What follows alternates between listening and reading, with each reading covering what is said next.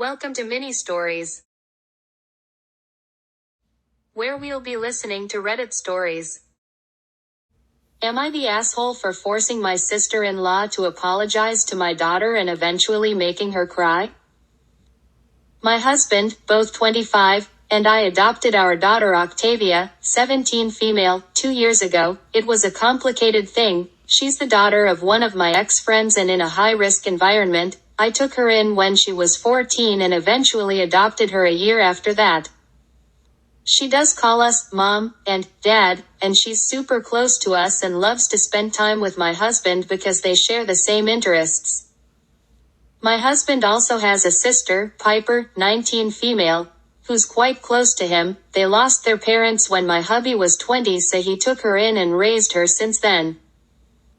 I like his sister, but she can be quite possessive towards him and kinda mean to my daughter because she sees her as competition for my husband's fatherly love. This has caused Octavia to retract herself every time Piper is home or she's around my husband. My daughter has told me that my sister-in-law sometimes makes jokes about being adopted so old.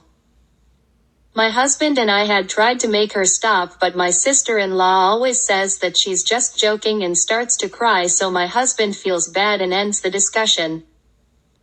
3 days ago my husband invited Octavia to test some cars because he wants to buy a new one. She said yes, so excited, and then Piper said that she wanted to go too. I could see that my daughter didn't like this but didn't said anything either.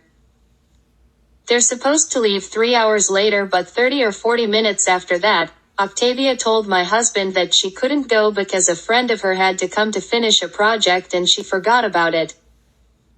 Piper totally snapped at this and told her that she was lying and to just say that she didn't want her around. Octavia said that she wasn't lying, but Piper wouldn't have it and kept attacking my daughter until eventually she ran to her room crying. My husband and I scolded Piper, but she basically ignored us. Just before they leave, my daughter's friend knocks at the door and he has a bunch of stuff with him to finish some project, proving her right. We let him in. My daughter comes down but doesn't look at Piper's or my husband's face. They say they'll be back, but I stop them and kindly ask the boy to go to my daughter's room upstairs, please. When we're alone, I told my sister-in-law that she has to apologize to my daughter because enough is enough. She laughs thinking I'm joking, but I stood my ground and she looks at my husband, who to her surprise agrees with me. Piper says that she reacted because it was too much a coincidence, and I told her that it doesn't matter and this isn't a one-time thing, so she has to apologize or she has to go back to her room because I won't have someone bullying my daughter in her own house. My sister-in-law starts to cry, gives a half-assed apology and just gets out crying. My husband says that I did the right thing, but making her cry was too much and that I'm an asshole for that. He drove her back to her dorm that same day. He's not speaking to me right now and my daughter is all weird around him. And now for the comments. Redditor. I know situations can happen fast, but I have to ask, how was she able to keep attacking your child without one of you stepping in? You've adopted this child into a house where she is being emotionally abused, and your husband is complicit in that by refusing to take a harder line with your sister-in-law. I'm not clear on whether your sister-in-law lives in the house full-time or not. It's that much worse if your daughter has to live with her bully under the same roof. OP. We did. I was telling her to stop and to leave her alone, but my sister-in-law kept yelling over my and my husband's voice. My daughter had been abused before, so this triggered her and she stood there while being yelled at.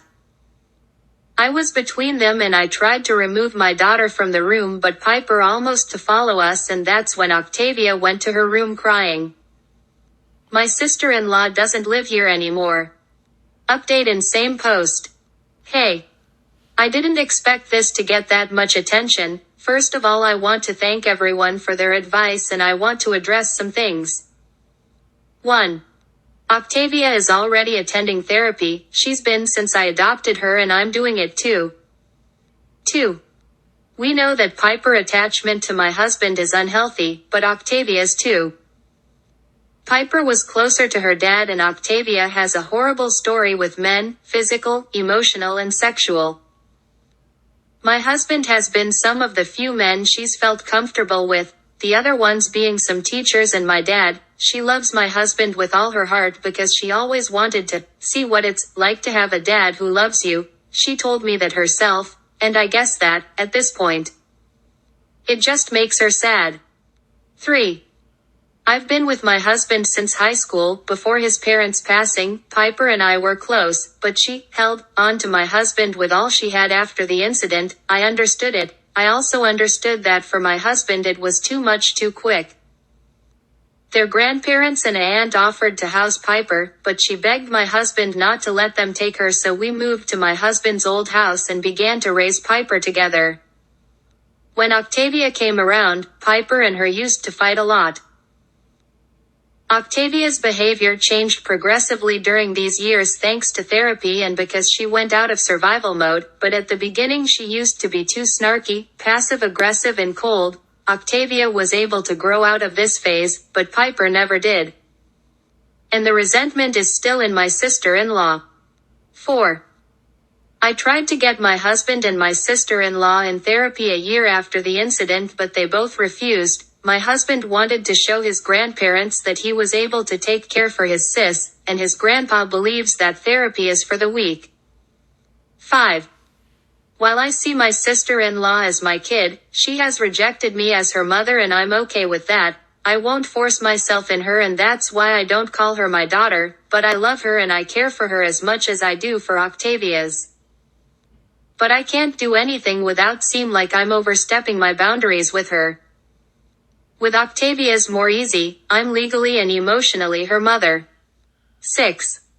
This is not the first time I defend Octavia, as some of you may think. I've done it before. I even left my husband for a while a few months ago, but he came begging us to come back. Truth is, my husband loves our daughter too, but I know that having her sister so young and losing his parents at the same time fucked him up. He doesn't want to let anybody down, yet doesn't know what's the right thing to do. If he turns to Octavia, he's betraying Piper. If he turns to Piper, he's letting Octavia down.